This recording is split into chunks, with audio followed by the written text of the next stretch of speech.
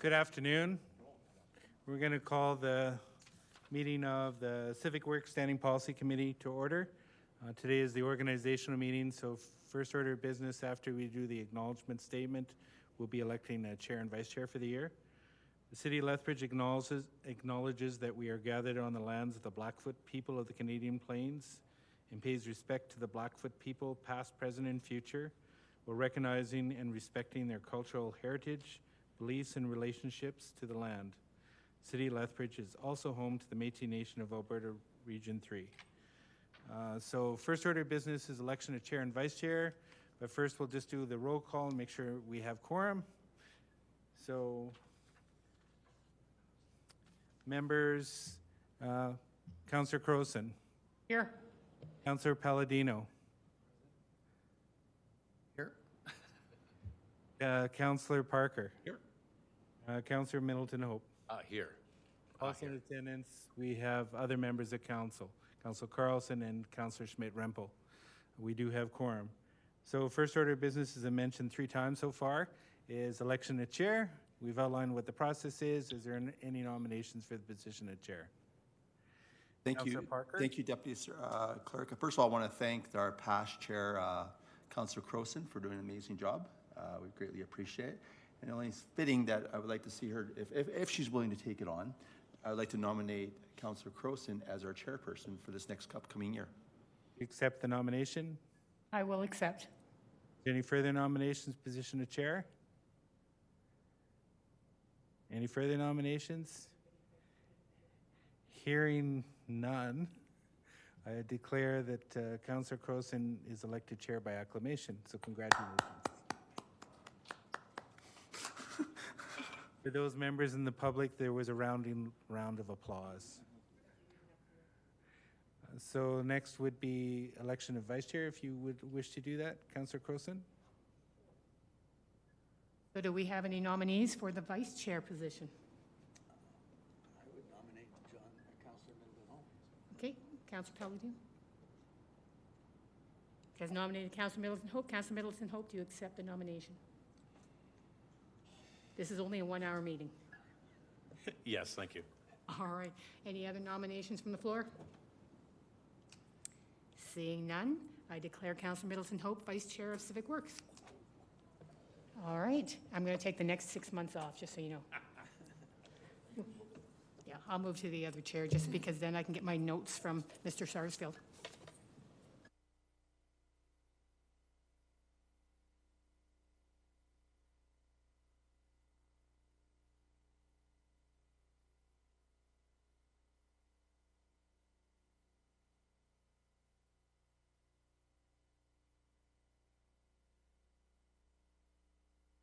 We start then with the adoption of the agenda. I have a motion from Councillor Palladino that the agenda of the regular meeting of the Civic Works Standing Policy Committee of November 3rd, 2022 be adopted as presented. Councillor Palladino? I would move the question, if there isn't any additions or deletions.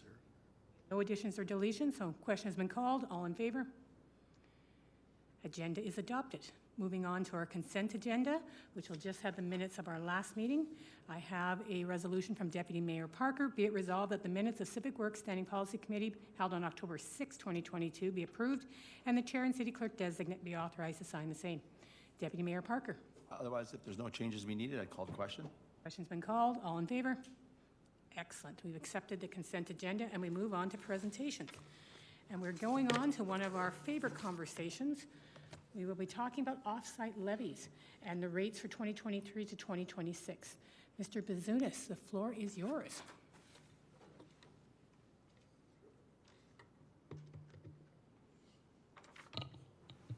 Just adjust this so you can hear me. All right, I'm going to get right to it. I'm here today to present the results of the off-site levy review completed over the last year and present the new bylaw for consideration.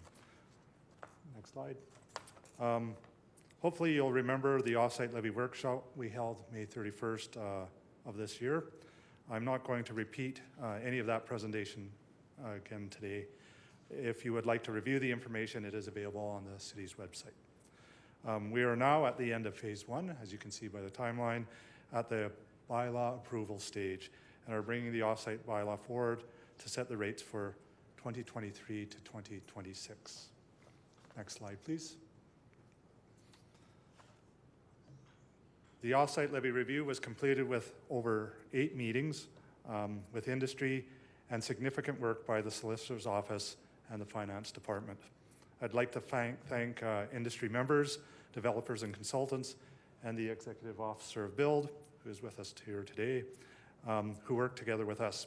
I'd also want to acknowledge the work of Janet Gutzall, so we brought her here so the gallery was not completely empty, and Lisa Sutherland, both of whom changed positions during the process, but still managed to find time to support this project.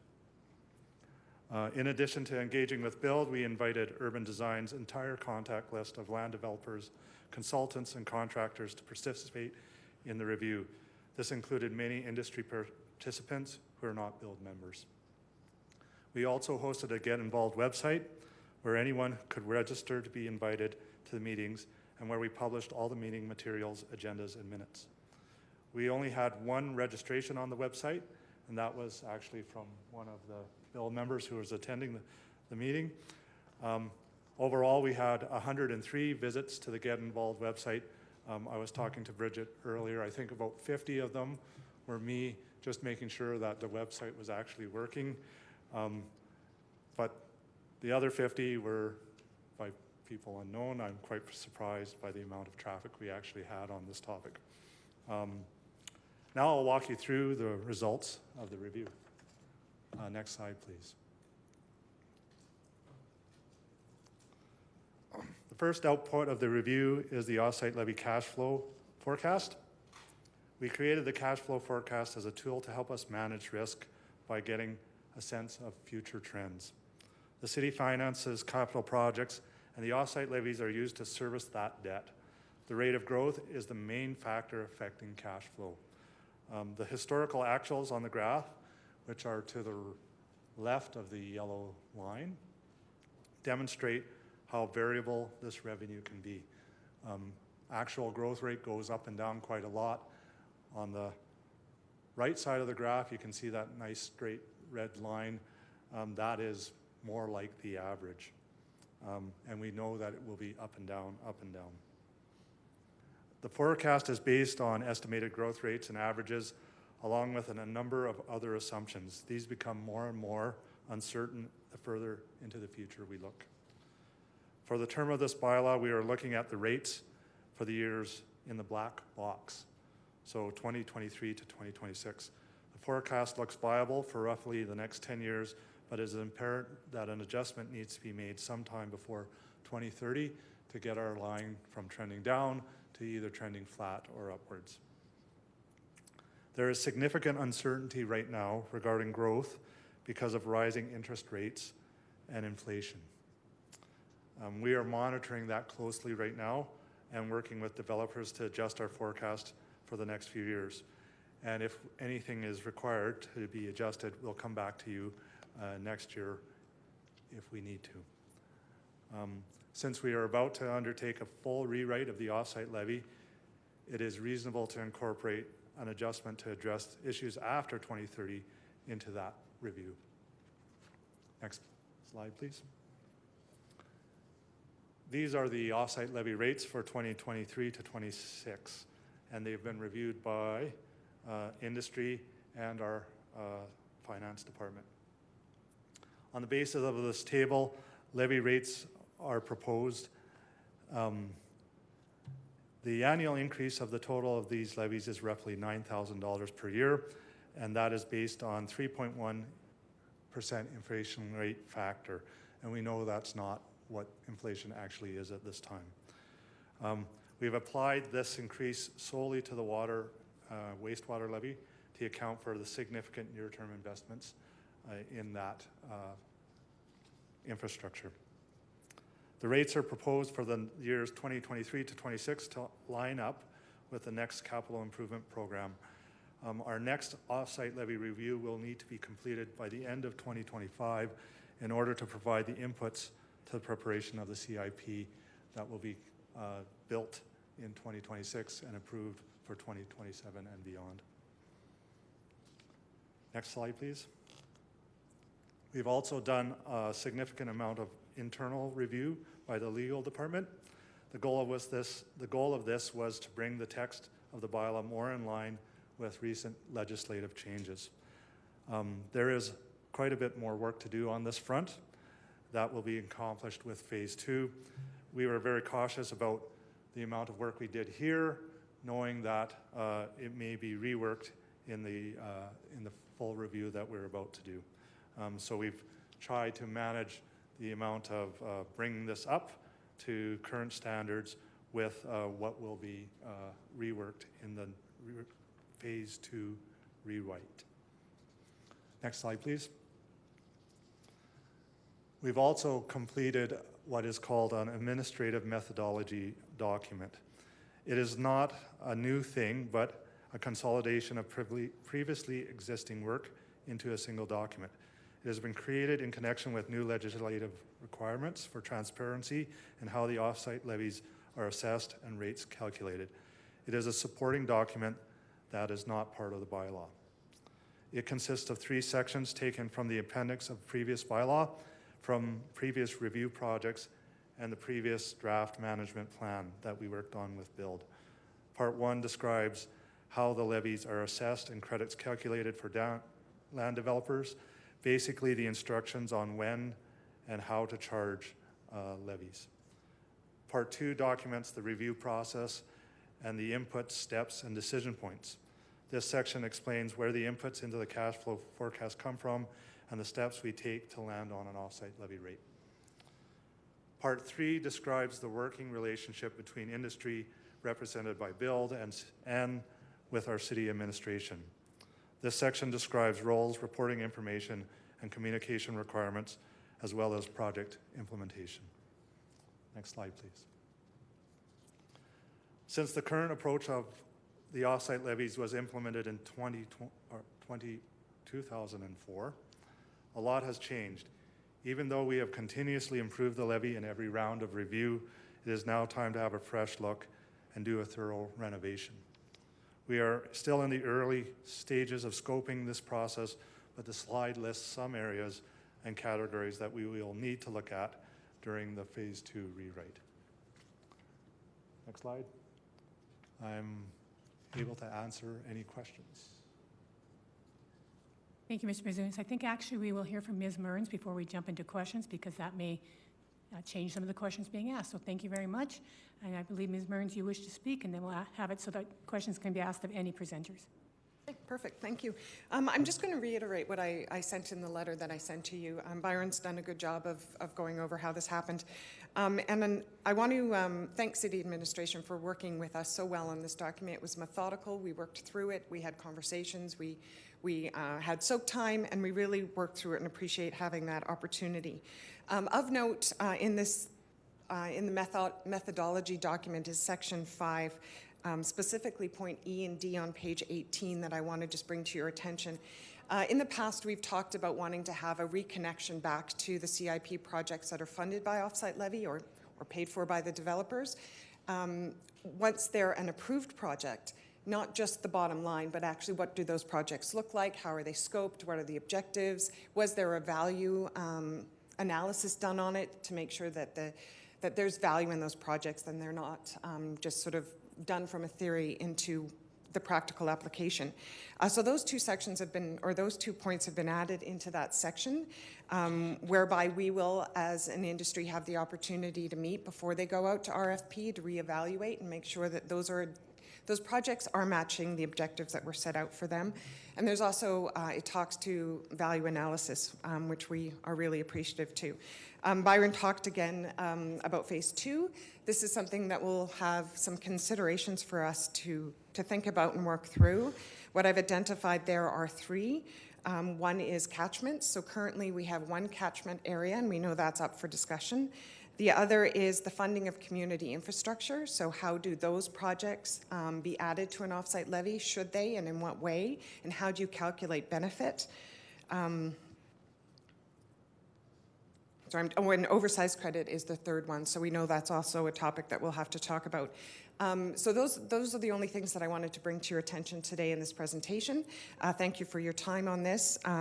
As always, we see ourselves as partners with the city administration and with council as we work together to build the city we're all proud of, that's sustainable and affordable and the best Lethbridge that we can be. Thank you. Thank you, Ms. Burns. As this is an SPC, I just have to formally ask if there's anyone else in the audience who wishes to speak. See, I was going to assume no, but yeah, I had to do it. So thank you. We will now jump to questions. And I start with Councillor Middleton-Hope. Thank you. And thanks for the presentation, both Mr. Bazunas and Ms. Mearns. So my first question, and part of this is I have a kind of a fundamental understanding for where we're going with this, but some of this is directed towards the public so that they understand the process that we're going through. So the first question is, do the numbers represent an increase over 2019 to 2023, Mr. Bazunas? Yes, they do. We are increasing by 3.1% over the last year, 2022? 2022. So 3% is approximately 9,000 per year for the term of the bylaw. That's in each one of the categories that you've identified here, water, wastewater, storm sewer, and so forth? No, that's total among all the categories. Okay, so not Not 3.1% per area. So water, for example, is not increasing by 3.1%? No, the only one that is, so the total of the levies together is increasing by 3.1%. Okay. The sanitary sewer levy is increasing by $9,000 per year. And that accounts for the full 3.1% of the total of Right. them all. So the other areas like water, storm sewer, transportation, those are not increasing. That's what the projection is. Okay. So then my next question is, why only wastewater? Because we have significant investments in that area right now. So we are trying to collect the money we need for each of the categories of levy. Each levy is its own, has to be accounted for separately. So because we're making significant investments in wastewater, we are collecting more money for that because we are investing in that in the short term. Okay. So considering where we're going with water in general, is this a prudent increase only in the wastewater area as opposed to what we charge for providing water? So If I can, probably before Byron answer that question. So again, the provision of water from the city, either to residents or regional customers, is totally separate from the off-site levies. And that's what I want to make sure for the public so they understand how one relates to the other one.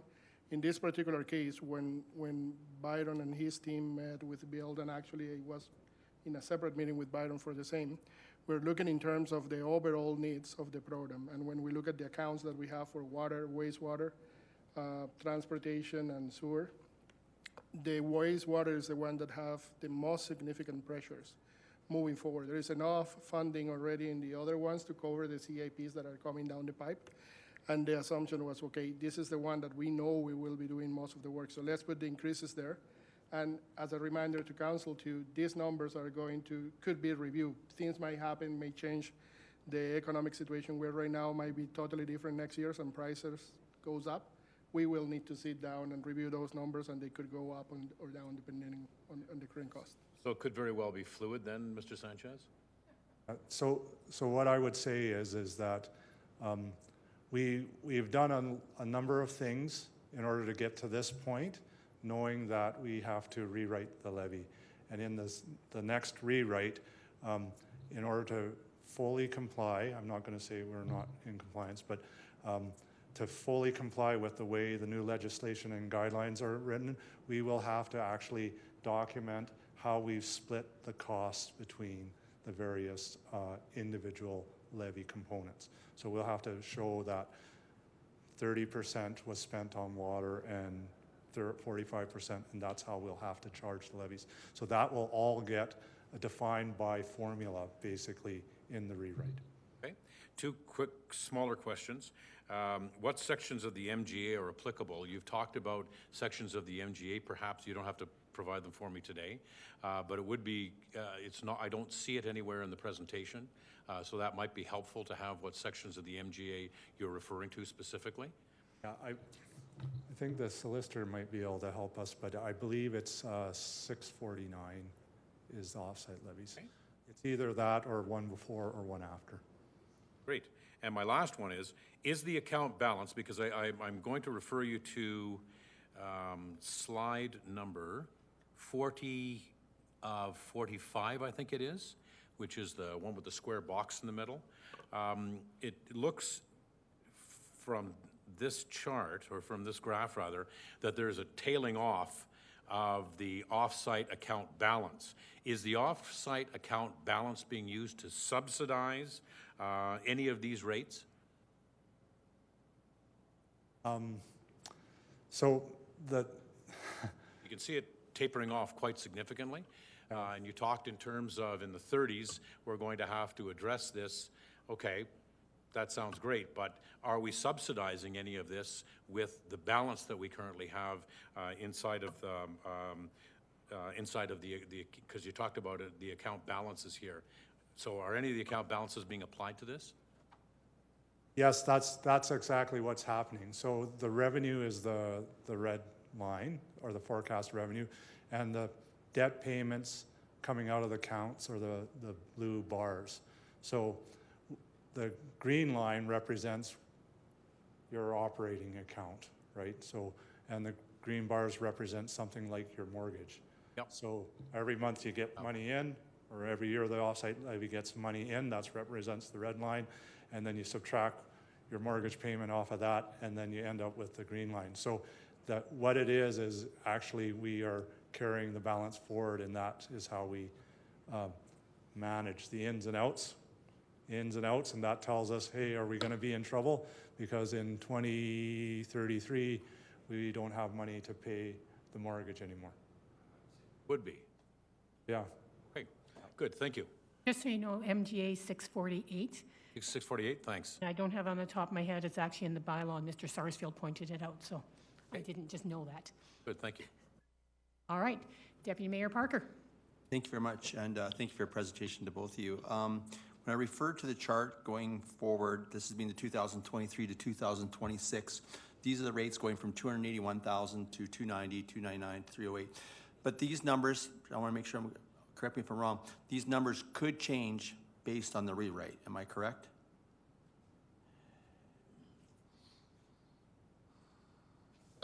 Ideally, we would not come back to change these numbers. So the rewrite would be anything probably after 2026, right? Yeah, but I will qualify that. We are getting some intelligence right now from developers at the end of this year about concerns about the rate of growth. And if the rate of growth significantly falls, we may have to do something else. So we may come back because there's been some kind of significant adjustment in growth that is not reflected in our forecast. Thank you. And my second question is, I could be wrong here. Do we sometimes fund developers upfront ahead of schedule?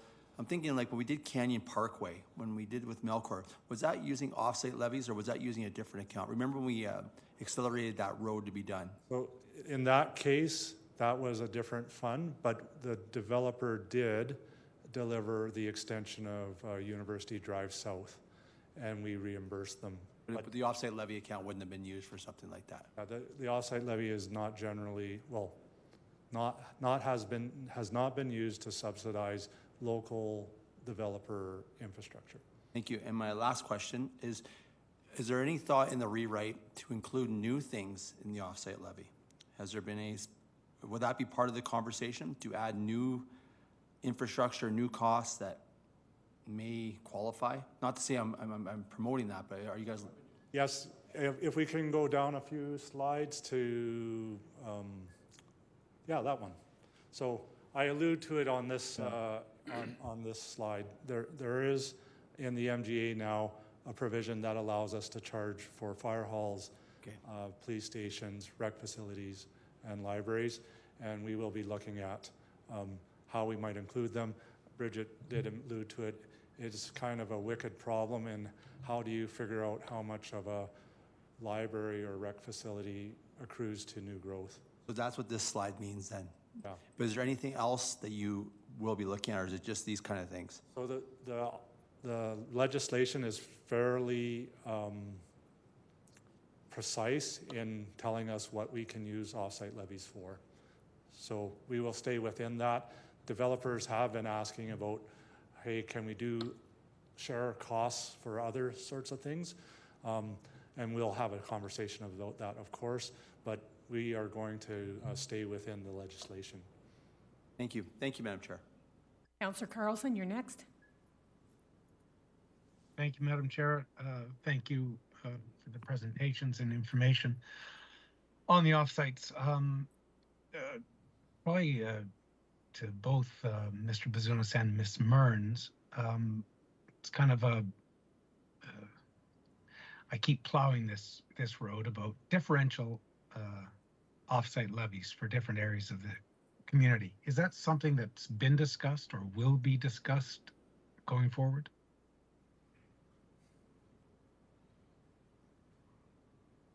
Yes, it will be discussed. Okay. And is there any appetite for that? I don't know. It's one of the things that I identified. Hello. Hello. One of the things I identified that will be part of that phase 2 discussion, I think what you mean is the different catchments. There's a number of concerns that we have around that. You start affecting the cost of land in the north, the south versus the west. Traditionally, the developers have all worked together and they've shared the burden of infrastructure, and that's made sense in our community. So although that's part of the discussion, we do have some serious concerns about it, but we will have to talk about it. Okay, thank you. As long as it's being talked about, it's something that's always fascinated me, because we do know that different areas of our community cost different amounts to put in the infrastructure moving forward. So I appreciate that it's being looked at. I'd love to hear more about those discussions. So thank you. Thank you, Madam Chair. Thank you, Councillor Palladino. Thank you, Madam Chair, and thank you for your presentation. Mr. Bazunas, I was looking at your administrative methodology document here, and number 5 under principles, some projects are a magnitude and scale that they provide community-wide benefits, and they give examples, and the last one is beyond a 4-lane road bridge crossing of the river valley. Does that mean a potential 3rd bridge of the river? So, yeah, traditionally we've excluded, so when we expanded Merrimagraft Drive from 4 lanes to 6, that was a community project not funded by offsite levies. And the 3rd bridge crossing of the city has been excluded from offsite levies. Excluded, that's what I want. What not included? Not included. So we aren't going to ask developers to pay a portion of that. The legislation is very clear that we can only charge developers for the portion of projects for which we can show that they benefit. I may have asked you this before. The developer recovers his costs to the lot buyer at the end of the day, right? So why it's charged on a per hectare basis. So his advantage is to cram as many lots as he can into a hectare, right? And yet he uses, for example, a 30-foot lot, which, you know, there are 30-foot lots out there, 33-foot lots, with 3 bathrooms in it, it puts out as much water and sewer as a 60-foot lot with 3 bathrooms in it. And yet you're collecting for your sewer and wastewater, or your water and wastewater, the same. So has there been any thought, or is there even, does the legislation allow you to charge not on a per hectare basis, but on a per toilet basis? So there is a provision actually the legislation says that we have to have some mechanism for charging proportionally based on the benefit. So if you benefit more, you should pay more, those sorts of things. We in our community since 2004 have used area because that's something we know at the start of development when we're charging or creating a service agreement. Other communities have charged by the door and those sorts of things, and that becomes harder and more administratively complex.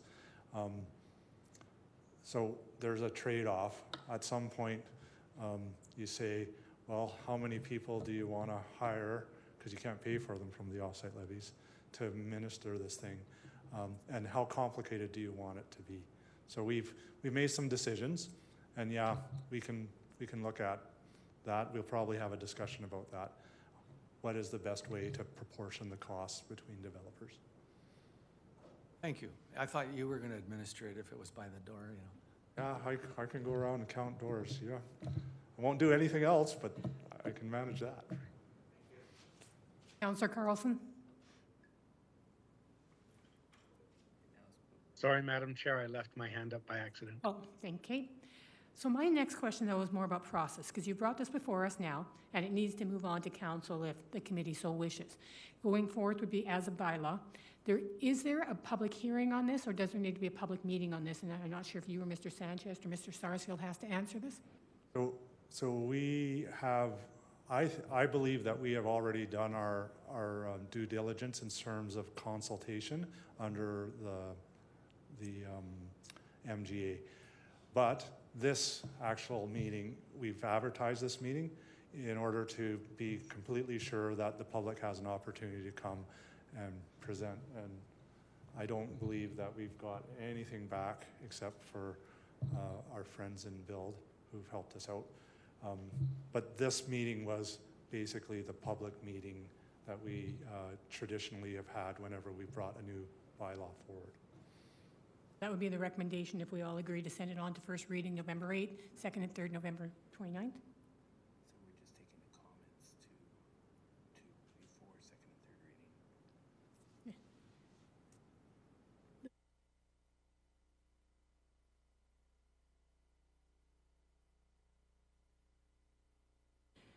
So this is, yeah, as I said, this will be moving forward, first reading November 8th. And if there's any comments that had to go forward, it'd be to the second and third reading November 29th. So just talking process, if any member of the public just is really freaked out that they didn't get a chance to speak about offsite levies. Yes. I'm sure there's many out there. I'm kidding. All 50 that weren't me checking on the website. Okay, so that was just making sure that the process is out there. My next question, though, is about, and you mentioned before that you would come back if there are slowdowns in development, et cetera. Do we also have the ability to respond if there are changes to the type of development? If all of a sudden every developer wishes to come back and only do densification and not new growth? Is there a way to respond to those sort of changes? Because some communities are starting to see those changes, and will we be responsive if that happens? So Lethbridge grows quite slowly, so we have time to adjust as things come forward, right? So since 2004, when I first started with this and we were writing the levy, lots were quite a bit wider than 30 feet. And now it is quite common to have a very narrow lot. So densification has occurred over that time, and you can see it in our projections because averages of development have gone down, but the lots there's more lots. So we adjust, and we have that ability to adjust as we go along. Okay, so even though we'd be setting 4 years, knowing that we can make changes if we need to going ahead. Yeah, and we keep an eye on all those things. The biggest factor, again, is how interest rates and the economy affect the number of houses and lots being sold. That is the biggest thing. Everything else, we have lots and lots of time to react to. Perfect, thank you. My queue is clean, so there's no more questions, and we will move to the motion. So thank you both, and thank you to everybody who was involved with getting all this material information ready for us. So I do have a motion from Councillor Middleton Hope Be it resolved that the Civic Works Standing Policy Committee forward this submission and the received correspondence regarding bylaw 6375 to City Council for consideration prior to second and third reading on November 29, 2022. Councillor Middleton Hope. Opening and closing and debate, all in one. Okay, I don't see anyone up for debate on it, so the question's been called? Call a question, yes. Question's been called, all in favor? Passes unanimously. You guys do a year of work and we pass it that quickly. Thank you very much. And so we move on then from presentations to submissions. We have one submission on the agenda. Mr. Rossi, General Manager, Waste and Recycling, RE Waste and Recycling Curbside Organics Update. And so this is just for information, and the motion is coming forward from myself because I didn't know who was bringing these forward beforehand. So before I bring the motion, are there any questions from anyone on this organics update? Okay, Councillor Palladino? I have a question, and I'm trying to find it in this brochure that was attached to this color document that was attached. Somewhere in that document, it stated that the residential customers will see a $5 per month charge, a $4 per month if you're in a condo, to cover a portion of the organics program expenses. And I was just wondering what other expenses are there and how much? Rossi or Mr. Sanchez, does either one of you have the answer to that question? I can probably, while Steve is looking, he's looking in the report. I don't know exactly where it says a portion, but my understanding is that the $4 and the $5 are covering for the full program. The reason why, I guess, my only assumption, and Mr. Rossi can confirm that, is a portion is because if council remembers, some of the program, or actually the CAP for this program was done or completed using grants. And though there is no fee to pay the debt service because everything was covered up front. That's a difference from the recycling, where in the recycling we're charging a little bit more, but some of that additional charge goes towards debt servicing for each one of the categories. But Steve can expand on that one as well. Page 14 of your document. Yeah, in addition to what Mr. Sanchez has said, I think the language was meant to imply that each of the types of households would be contributing to a portion of the costs. So not the entire costs are covered In the $5. in the 5 or 4 relative to what type of collection you're receiving. That was what I was getting at. I thought, okay, we're paying $5, so what's this other money you need coming from? So that's good. Good, thank you. All right. Any other questions? Just how the report was written. So we'll move then to the motion, and be it resolved that the Civic Works Standing Policy Committee recommend that council receive the Curbside Organics Update Report as information. Any debate on receiving information? All right, then I'll call the question. Question's been called. All in favor? Passes unanimously. And we are adjourned. Thank you again, Mr. Sanchez, and to all your team for good civic works.